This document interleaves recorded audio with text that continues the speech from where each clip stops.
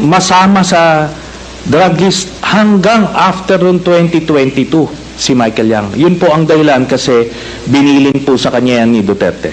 Salamat po. Kung may totoo lang maski isa, I will hang myself in front of you. You can summon, I will sign a waiver, all banks.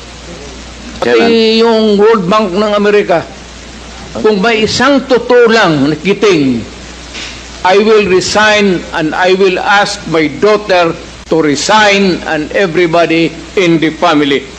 That is my guarantee. And I will hang myself.